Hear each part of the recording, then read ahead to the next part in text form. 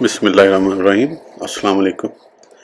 اس video میں ہم کتاب احیاء العلوم کو آگے کنٹینیو کریں گے۔ اس سے پہلے اگر آپ نے سبسکرائب نہیں کیا تو سبسکرائب کر لیں اور بیل آئیکن پریس کر دیں۔ تو شروع کرتے ہیں 5ویں فصل، حقیقت ذکر اور اس کے فوائد۔ ایک اعتراض اور اس کا جواب۔ اگر تو یہ کہے کہ ذکر اللہ زبان پر آسان اور مشقت میں کم ہے تو پھر یہ دیگر عبادات سے افضل و مفید تر کیوں؟ حالانکہ ان میں مشقت زیادہ ہے۔ تو جان لے کہ اس کی حقیقت حال پر آگاہی تو علم مکاشفہ سے ہی ممکن ہے۔ ہاں، علم معاملہ کی روح سے صرف اتنا کہا جا سکتا ہے کہ مؤثر و مفید ذکر وہی ہے جو حضور دل کے ساتھ ہمیشہ ہو۔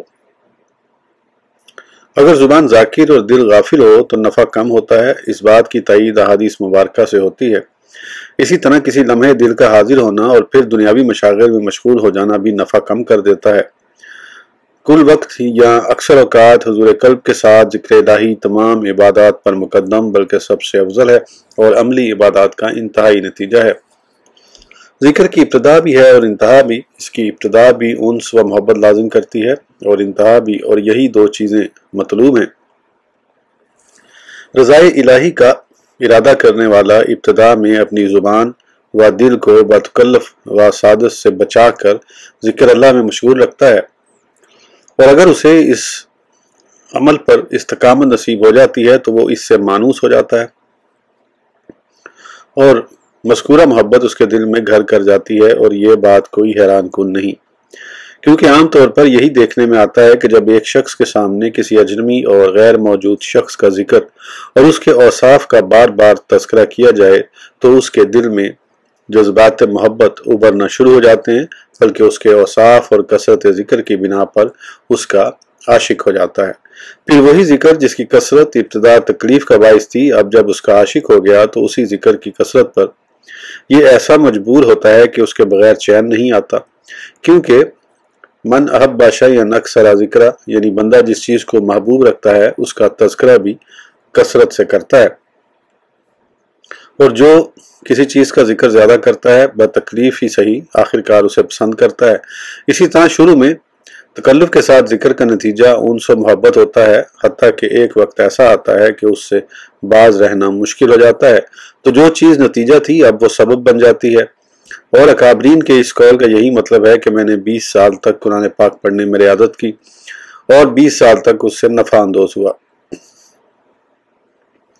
اس لطف اندوزی کا صدور انس و محبت سے ہی ہوتا ہے، اور انس و محبت کا حصول تب ہوتا ہے جب کوشش دائمی ہو اور طویل مدت تک تکلف سے کام لیا جائے، حتیٰ کہ تکلف طبیعت میں شامل ہو جائے۔ اور یہ امر بعید از قیاس نہیں کہ انسان کوئی ناپسند کھانا اولاً با تکلف کھاتا ہے تو مشقت برداشت کرتا ہے، لیکن جب یہی کھانا مسلسل کھانے لگ جاتا ہے تو وہ اس کو راس آ جاتا ہے، حتیٰ کہ اب اس سے اس کھانے کے بغیر نہیں رہا جاتا۔ الغرض نفس پر جو چیز تکلف کے ساتھ لازم کی جائے وہ اس کا متحمل اور عادی بن جاتا ہے۔ یہ نفس ما عودتہا تتعود، یعنی نفس کو تو جس چیز کی عادت ڈالے گا وہ اس کا عادی بن جائے گا۔ خلاصہ یہ کہ ابتدا میں جو چیز اس کے لیے تکلیف کا باعث بنتی ہے وہ بعد میں اس کی طبیعت بن جاتی ہے۔ پھر جب بندہ ذکر اللہ سے انس پا لیتا ہے تو غیر اللہ کا ذکر ختم ہو جاتا ہے، اور غیر اللہ سے مراد وہ چیز ہے جو موت کے وقت جدا ہو جائے اور قبر میں اس کا ساتھ نہ دے۔ گھر، مال، اولاد اور عہدہ کچھ بھی باقی نہیں رہتا سوائے ذکر اللہ کے۔ بس اگر اسے ذکر اللہ سے انس تھا تو اب وہ اس سے نفع اٹھائے گا اور ذکر سے غافل کرنے والی چیزوں کی جدائی سے لذت پائے گا، کیونکہ دنیاوی زندگی میں ضروریات پوری کرنے والی اشیاء ذکر اللہ سے رکاوٹ بنتی ہیں، لیکن موت کے بعد یہ رکاوٹیں ختم ہو جاتی ہیں، گویا اس کے اور محبوب کے درمیان حائل قید خانے سے نجات مل گئی۔ اب وہ ہے اور اس کا محبوب، اس کی خوشی میں اضافہ ہوگا۔ اسی وجہ سے رسول خدا محمد مصطفیٰ صلی اللہ تعالیٰ علیہ وآلہ وسلم نے فرمایا، بے شک جبرائیل نے میرے دل میں یہ بات ڈالی کہ جس سے محبت کرنی ہے کر لو، بالآخر آپ اسے چھوڑنے والے ہیں۔ مذکورہ حدیث پاک میں مراد ہر وہ چیز ہے جس کا تعلق دنیا سے ہو، کیونکہ مرتے ہی یہ چیزیں اس کے حق میں فنا ہو جاتی ہیں۔ زمین پر جتنے ہیں سب کو فنا ہے، اور باقی ہے رب عز و جل کی ذات عظمت اور بزرگی والا۔ بس مرنے والے کے حق میں دنیا فانی ہو چکی، یہاں تک کہ مخصوص مدت کے بعد بذات خود دنیا بھی فنا ہو جائے گی۔ اب یہ ذکر اللہ سے انس و محبت ہی ہے کہ مرنے کے بعد بندہ جس سے لطف اندوز ہوتا رہتا ہے حتیٰ کہ جوار رحمت میں جگہ پا لیتا ہے اور ذکر سے ترقی کرتا ہوا ملاقات کی منزل تک جا پہنچتا ہے، اور اس اجر کا ظہور قبروں سے اٹھنے اور نیتوں کے سامنے آنے کے بعد ہوگا۔ ایک سوال اور اس کا جواب۔ کوئی یہ کہتا ہے کہ موت کے بعد بندے کے ساتھ ذکر الہی نہیں رہ سکتا کیونکہ موت تو عدم کا نام ہے، اس کے ساتھ ذکر اللہ کا رہنا ممکن نہیں۔ تو ایسا ہرگز نہیں، کیونکہ موت کوئی ایسا عدم نہیں جو ذکر اللہ کے لیے رکاوٹ بنے، بلکہ موت تو صرف دنیا اور ظاہری عالم سے معدوم کرتی ہے، عالم غیب سے نہیں۔ ہماری اس بات کا ثبوت درجہ ذیل فرامین مصطفیٰ سے ملتا ہے۔ القبر اما حفرۃ من حفار النار او روضۃ من ریاض الجنہ، یعنی قبر دوزخ کے گڑھوں میں سے ایک گڑھا ہے یا جنت کے باغوں میں سے ایک باغ۔ ارواح الشہداء فی حواصل طیور خضر، یعنی شہداء کی روحیں سبز پرندوں کے قالب میں رہتی ہیں۔ محبوب پروردگار غیبوں پر خبردار صلی اللہ تعالی علیہ وآلہ وسلم نے غزوہ بدر کے مشرک مقتولوں کے نام لے کر فرمایا، اے فلاں تمہارے رب عز و جل نے تم سے جو وعدہ کیا تھا کیا تم نے اسے سچا جان لیا؟ میں تو اپنے رب عز و جل کے کیے ہوئے وعدے کو سچ پاتا ہوں۔ حضرت سیدنا عمر رضی اللہ تعالیٰ عنہ یہ سن کر عرض کرنے لگے، یا رسول اللہ صلی اللہ تعالیٰ علیہ وآلہ وسلم، یہ تو مردے ہیں، یہ کیسے سنیں گے اور جواب دیں گے؟ تو سرور کائنات صلی اللہ تعالیٰ علیہ وآلہ وسلم نے ارشاد فرمایا، قسم اس ذات کی جس کے قبضہ قدرت میں میری جان ہے، یہ لوگ میری بات تم سے زیادہ سنتے ہیں لیکن جواب دینے پر قادر نہیں۔ یہ صحیح کی روایت ہے اور یہ حدیث پاک مشرکین کے متعلق ہے، جبکہ مومنین و شہداء کے متعلق ارشاد فرمایا، شہداء کی روحیں سبز پرندوں کے قالب میں عرش کے نیچے معلق رہتی ہیں۔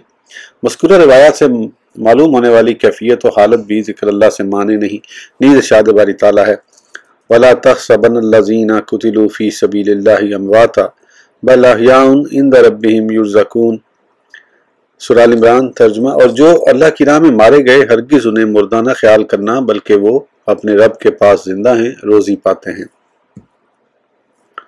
ذکر اللہ کے اعلیٰ ہونے کی وجہ سے مرتبہ شہادت بھی عظیم ٹھہرا، کیونکہ مقصود خاتمہ ہے اور خاتمے سے ہماری مراد دنیا کو چھوڑنا اور اللہ عز و جل کی بارگاہ میں اس طرح حاضر ہونا ہے کہ دل یاد الہی میں ڈوبا ہوا اور غیر خدا سے ٹوٹا ہوا ہو۔ اگر کوئی بندہ اپنے دل کو یاد الہی میں مستغرق کرنے پر قادر ہو تو اس حالت پر مرنے کی قدرت سوائے میدان جہاد میں صف آرا ہونے کے کسی اور طرح حاصل نہ ہو سکے گی، کیونکہ میدان جنگ میں جان و مال، گھر اور اولاد بلکہ پوری دنیا کی محبت ختم ہو جاتی ہے کہ یہ چیزیں تو وہ اپنی زندگی کے لیے چاہتا تھا، اور اب حب الہی اور رضا الہی کی خاطر زندگی ہی داؤ پر لگا دی۔ خدا تعالیٰ کے ہی ہو رہنے کی اس سے بڑھ کر اور کوئی صورت نہیں۔ اسی وجہ سے شہادت کا معاملہ عظیم ٹھہرا اور اس کے کثیر فضائل وارد ہوئے۔ ان میں سے ایک فضیلت یہ ہے، شہید کو بے حجاب رب تعالیٰ کا دیدار۔ جب حضرت سیدنا جابر رضی اللہ تعالیٰ عنہ کے والد حضرت سیدنا عبداللہ بن عمر و انصاری رضی اللہ تعالیٰ عنہ غزوہ احد میں شہید ہوئے تو اللہ عز و جل کے محبوب صلی اللہ تعالیٰ علیہ وآلہ وسلم نے حضرت سیدنا جابر رضی اللہ تعالیٰ عنہ سے ارشاد فرمایا، اے جابر، کیا میں تجھے ایک خوشخبری نہ سناؤں؟ عرض کی، کیوں نہیں؟ اللہ عز و جل آپ صلی اللہ تعالیٰ علیہ وآلہ وسلم کو بھلائی کی بشارتیں عطا فرمائے۔ آپ صلی اللہ تعالیٰ علیہ وآلہ وسلم نے ارشاد فرمایا، اللہ عز و جل نے تیرے والد کو زندگی عطا فرما کر اپنی بارگاہ میں اس طرح بٹھایا کہ اس کے اور اللہ عز و جل کے درمیان کوئی پردہ حائل نہ تھا، اور ارشاد فرمایا، اے میرے بندے، اپنی چاہت مجھ سے بیان کر، میں تجھے عطا کروں گا۔ تیرے والد نے عرض کی، اے رب عز و جل، مجھے دنیا میں واپس بھیج تاکہ میں تیری اور تیرے نبی علیہ السلام کی رضا کی خاطر شہید کر دیا جاؤں۔ اللہ عز و جل نے ارشاد فرمایا، یہ میں پہلے مقرر کر چکا ہوں کہ یہاں سے کوئی واپس نہیں جائے گا۔ پھر قتل اس جیسی پسندیدہ حالت پر مرنے کا باعث ہے، کیونکہ اگر وہ قتل نہ ہو اور مزید کچھ عرصہ زندہ رہے تو عین ممکن ہے کہ دنیاوی خواہشات اس کی طرف لوٹ آئیں اور ذکر اللہ میں مگن دل پر غلبہ پا لیں۔ اسی وجہ سے عارفین برے خاتمے کے خوف میں مبتلا رہتے ہیں، کیونکہ دل خواہ کتنا ہی ذکر الہی میں مشغول رہتا ہو، پلٹنے، دنیاوی خواہشات کی طرف مائل ہونے اور کوتاہی میں پڑنے سے خالی نہیں ہوتا۔ اگر آخری وقت میں دل اسی طرح دنیا کے قبضے میں ہو اور اسی حالت پر موت آ جائے اور یہ قبضہ برقرار رہے تو وہ مرنے کے بعد دوبارہ دنیا میں آنے کی خواہش کرے گا، اس لیے کہ اس کا آخرت میں حصہ کم ہوگا، کیونکہ انسان کی موت اس حالت پر آتی ہے جس پر زندگی گزارتا ہے، اور روز محشر اسی حال میں اٹھایا جائے گا جس پر موت آئی ہوگی۔ ان تمام خطرات سے حفاظت شہادت کی موت ہے، جبکہ شہادت سے مقصود جاہ و مال وغیرہ نہ ہو، جیسا کہ حدیث مبارک میں بیان کیا گیا ہے، بلکہ رضائی الہی اور دین حق کی سربلندی محبوب ہو، اور یہی وہ حالت ہے جسے درجہ ذیل آیت مبارکہ میں بیان کیا گیا۔ چنانچہ ارشاد ہوتا ہے، ان اللہ اشتری من المؤمنین انفسهم واموالهم بان لهم الجنہ، سورہ توبہ۔ ترجمہ، بے شک اللہ نے مسلمانوں سے ان کے مال اور جان خرید لیے ہیں اس بدلے پر کہ ان کے لیے جنت ہے، اور اسی طرح کا شخص آخرت کے بدلے دنیا بیچ دیتا ہے، اور شہید کی حالت لا الہ الا اللہ کے اس معنی کے موافق ہوتی ہے کہ اللہ عز و جل کے سوا اس کا کوئی مقصود نہیں اور اس کے سوا اس کا کوئی معبود نہیں۔ یہ شہید اپنی زبان حال سے یہ گواہی دیتا ہے کہ اللہ کے سوا کوئی معبود نہیں، کیونکہ اس کے سوا اس کا کوئی مقصود نہیں۔ جو لوگ یہ کلمہ طیبہ زبان سے تو پڑھیں لیکن ان کی حالت اس کے مطابق نہ ہو، تو ایسے لوگوں کا معاملہ پرخطر اور اللہ رب العزت کی مشیت پر منحصر ہے۔ اسی وجہ سے رسول اللہ صلی اللہ تعالیٰ علیہ وآلہ وسلم نے لا الہ الا اللہ کے ذکر کو سب اذکار پر فائق بیان کیا، اور بطور ترغیب اس بات کو مطلق ذکر فرمایا۔ پھر بعض مقامات پر صدق و اخلاص کی بھی شرط لگائی، جیسا کہ ایک موقع پر فرمایا، من قال لا الہ الا اللہ مخلصاً، یعنی جس نے اخلاص کے ساتھ لا الہ الا اللہ پڑھا، اور اخلاص کا مطلب ہے کہ حالت قول کے مطابق ہو۔ ہم اللہ عز و جل کی بارگاہ میں دعا گو ہیں کہ وہ ہمارا خاتمہ ان لوگوں جیسا کرے جو حال و کال اور ظاہر و باطن سی لا الہ الا اللہ والے ہیں، تاکہ ہم دنیا سے اس طرح رخصت ہوں کہ دل حب دنیا سے خالی اور تنگ ہو، اور اللہ عز و جل سے ملاقات کا شائق ہو، کیونکہ جو اللہ عز و جل سے ملاقات پسند کرتا ہے اللہ عز و جل اس سے ملاقات پسند فرماتا ہے، اور جو اس سے ملاقات ناپسند جانتا ہے اللہ عز و جل بھی اس سے ملاقات ناپسند فرماتا ہے۔ یہ ہے مطالب ذکر کے اسرار و رموز، علم معاملہ میں اس سے زیادہ بیان کرنا مشکل ہے۔ باب نمبر 2، استغفار، درود اور دعا کے فضائل و آداب۔ اس میں 4 فصلیں ہیں۔ پہلی فصل، دعا کی فضیلت۔ فضیلت دعا سے متعلق 4 فرامین باری تعالیٰ۔ وَإِذَا سَأَلَكَ عِبَادِي أَنِّي فَإِنِّي قَرِيبٌ اجیب دعوت الداعی اذا دعانی فلیستجیبوا لی، سورہ بقرہ۔ ترجمہ، اور اے محبوب، جب تم سے میرے بندے مجھے پوچھیں تو میں نزدیک ہوں، دعا قبول کرتا ہوں پکارنے والے کی، جب مجھے پکارے تو انہیں چاہیے میرا حکم مانے۔ ادعوا ربکم تضرعا وخفیۃ انہ لا یحب المعتدین، سورہ الاعراف۔ ترجمہ، اپنے رب سے دعا کرو گڑ گڑاتے اور آہستہ، بے شک حد سے بڑھنے والے اسے پسند نہیں۔ وَقَالَ رَبُّكُمُ ادْعُونِي أَسْتَجِبْ لَكُمْ إِنَّ الَّذِينَ يَسْتَكْبِرُونَ عَنْ عِبَادَتِي سَيَدْخُلُونَ جَهَنَّمَ دَاخِرِينَ، سورہ المومن۔ ترجمہ، اور تمہارے رب نے فرمایا، مجھ سے دعا کرو میں قبول کروں گا، بے شک وہ جو میری عبادت سے اونچے کھچتے یعنی تکبر کرتے ہیں ان قریب جہنم میں جائیں گے ذلیل ہو کر۔ قُلِ ادْعُوا اللَّهَ أَوِ ادْعُوا الرَّحْمَٰنَ أَيَّمَّا تَدْعُوا فَلَهُ الْأَسْمَاءُ الْحُسْنَىٰ، سورہ بنی اسرائیل۔ ترجمہ، تم فرماؤ اللہ کہہ کر پکارو یا رحمان کہہ کر، جو کہہ کر پکارو سب اسی کے اچھے نام ہیں۔ فضیلت دعا سے متعلق 5 فرامین مصطفیٰ۔ ان الدعاء هو العبادہ، یعنی دعا بھی عبادت ہے۔ پھر آپ صلی اللہ تعالیٰ علیہ وسلم نے یہ آیت مبارکہ تلاوت فرمائی، ادعونی استجب لکم، سورہ مومن۔ ترجمہ، مجھ سے دعا کرو میں قبول کروں گا۔ الدعاء مخ العبادہ، یعنی دعا عبادت کا مغز ہے۔ خدا عز و جل کی بارگاہ میں دعا سے بڑھ کر کوئی چیز نہیں۔ بندے کی دعا 3 چیزوں میں سے ایک سے خالی نہیں ہوتی، یا تو اس کا کوئی گناہ معاف کر دیا جاتا ہے، یا فوراً اسے کوئی بھلائی عطا کر دی جاتی ہے، یا اس کے لیے بھلائی جمع کر دی جاتی ہے۔ حضرت سیدنا ابو ذر رضی اللہ تعالیٰ عنہ فرماتے ہیں، دعا نیکی میں اس طرح کفایت کرتی ہے جس طرح کھانے میں نمک۔ اللہ عز و جل سے اس کے فضل کا سوال کرو، کیونکہ اللہ عز و جل پسند کرتا ہے کہ اس سے مانگا جائے، اور بہترین عبادت صبر کے ساتھ فراخی کا انتظار ہے۔ دوسری فصل، دعا کے 10 آداب۔